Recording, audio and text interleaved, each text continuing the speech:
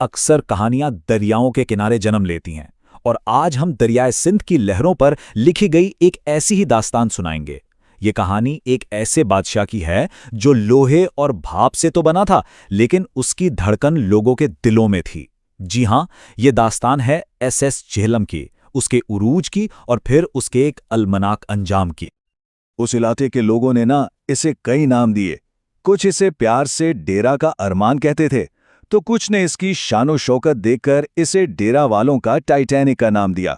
और सच पूछे तो ये सिर्फ नाम नहीं थे, बल्कि ये एक पूरे दौर की उम्मीदों और इस जहाज से जुड़ी मोहब्बत का सबूत है।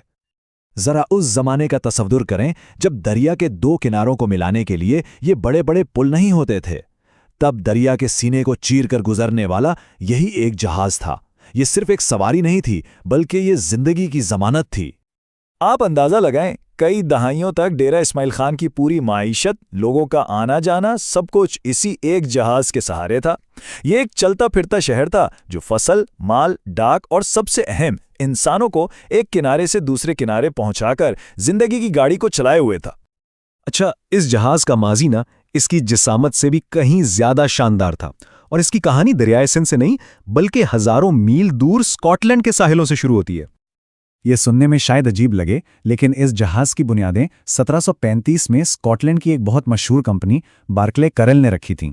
मतलब ये कि तारीख का एक जीता जागता बाप था जो सिंध की लहरों पर तैर रहा था। और इसका साइज भी कोई मामूली नहीं था। ये एक वक्त में, जी हां, एक ही वक्त में 500 मुसाफिरों को लेकर दरिया का सीना चीरता हुआ निकल जाता था।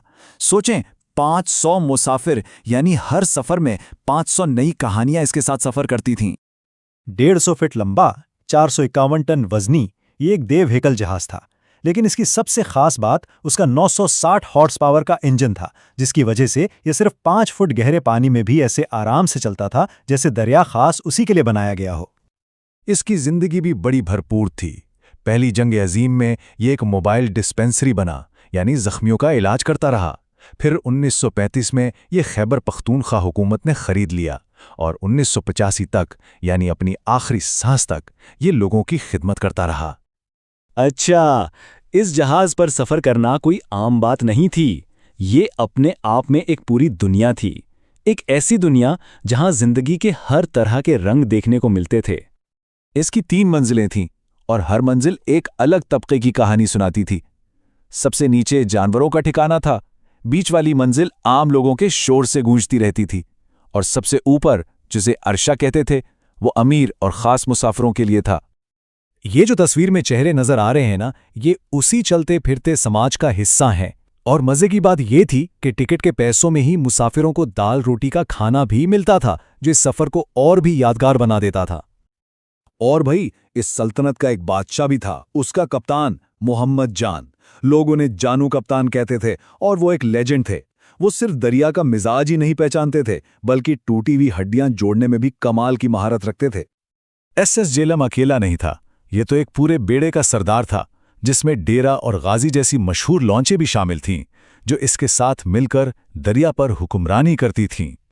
मगर हर उरूज को जवाल है। वक्त की बेरहम लहरें बड़े से बड़े बादशाह को भी किनारे लगा देती हैं। और फिर जदीदियत की एक लहर इस दरियाई बादशाह के खात्मे का पैगाम लेकर आ गई। साल था 1985। डेरा दरिया खान पुल बनकर तैयार हो गया।